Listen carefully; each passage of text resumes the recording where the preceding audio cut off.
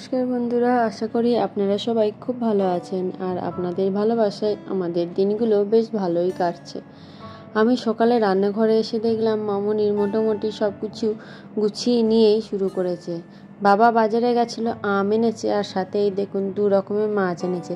ওটা লোটে মাছ আর এটা হচ্ছে রুই মাছ। আর সাথে এই যে পটলের সেই ভেতরের অংশটাও রাখা। আর এই দেখুন সিদ্ধ পটলটার এখনও গতি হলো না। সেদিন বলল রাতে মেখে খেয়ে নেবে, এখনও খায়নি। দাঁড়ান যাই ছাদে গিয়ে জামা কাপড় কটা মেলে আসি। ছাদে এসে ওয়েদারটা দেখে একদম মন ভরে গেল।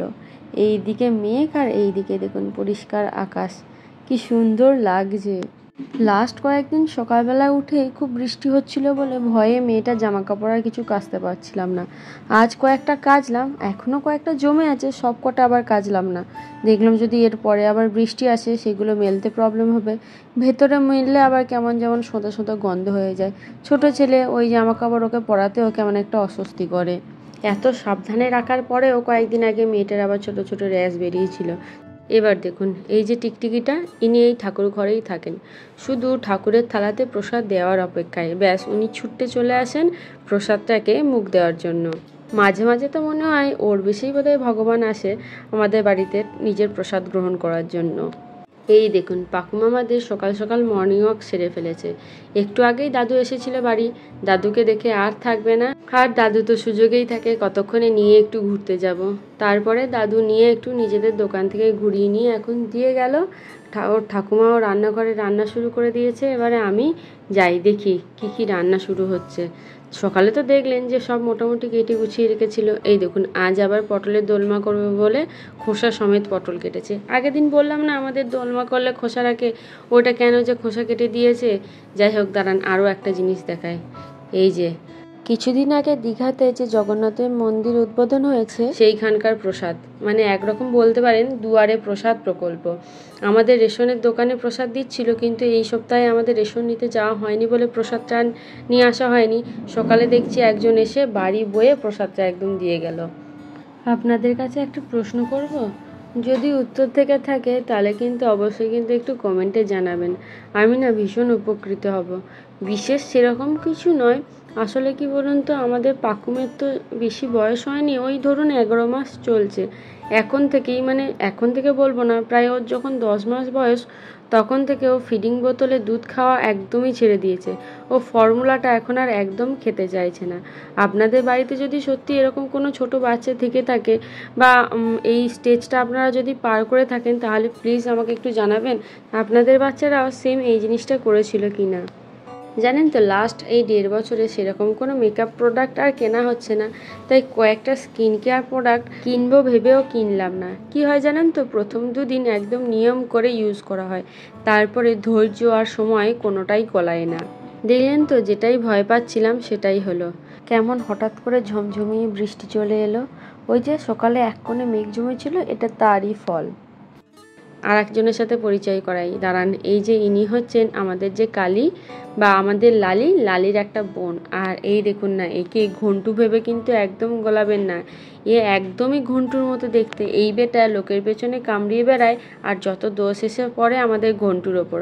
চলুন খেতে বসবো, তার আগে দেখিয়ে নিই কী রান্না হয়েছে। প্রথমেই দেখাই আমার ফেভারিট লোটে মাছ, আর এদিকে পটলের কোরমা। আসলে সবার খাওয়া হয়ে গেছে, আমি সবার শেষে খাচ্ছি, তাই এই জন্য পরিমাণটা একটু কম কম লাগছে। আর ডাল আর টক। আর আমাদের বাড়িতে এই যে লোটে মাছটা না ঝুড়ো ভাজাটাও করে, আবার এরকম গোটা গোটা করেও রান্না করে।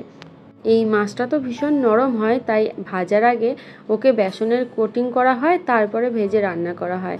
আর দাঁড়ান, টক বেশি নেব না, আমি আবার টক ফেভারিট পার্সন নই, ওই কয়েকটা বড়া নিয়ে নেবো, আমার আবার বড়াটা খুব ভালো লাগে। মামনি বলল আলু কচু দিয়ে রুই মাছটা রান্না করেছে, কিন্তু এখানে আর রুই মাছটা খুঁজে পেলাম না।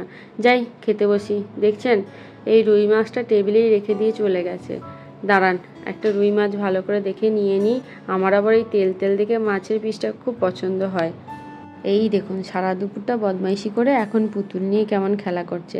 এই পুতুলটাকে ওর আবার মাঝে মাঝে খুব হিংসা হয়, যদি পুতুলটাকে আদর করি তখন সঙ্গে সঙ্গে পুতুলটা কেড়ে ফেলে দেয়। আজ দুপুরে আবার একটু রক্তারক্তি কাণ্ড হয়েছে। কি হয়েছে জানেন তো, ওর তো আসলে দাঁত উঠছে, মাড়িটা সুরসুর করছে, সেটা বুঝতেই পারছি, যাই পাচ্ছে মুখে ভরে কামড়াচ্ছে। খাটের কোনার কাছে খেলা করছিল, খাটের রেলিংটা ধরে সেখানে না টুকটুক টুকটুক করে নিজের মাড়িটা ঠুকছিল। তারপর কি হয়েছে, এই ঠোকাটা একটা টাইমে একটু জোরে ঠুকে ফেলেছে, ব্যাস সঙ্গে সঙ্গে রক্ত বেরোতে শুরু করে দিল। আসলে কি হয়েছে জানেন তো, যে দাঁতটা বেরিয়ে আসছে সেটা জাস্ট চামড়ার তলাতেই আছে, যার ধাক্কা খাওয়ার সঙ্গে সঙ্গে ওই দাঁতে আর চামড়ায় লেগে গিয়ে চামড়াটা ফেটে গিয়ে রক্ত বেরোতে শুরু করে দিয়েছে। ধাক্কা খাওয়ার আগে পর্যন্ত দাঁতটা কিন্তু মাড়ির ভেতরেই ছিল, তারপরে একটা কোনায় দেখছি এখন যে দাঁতটা বেরিয়ে গেছে।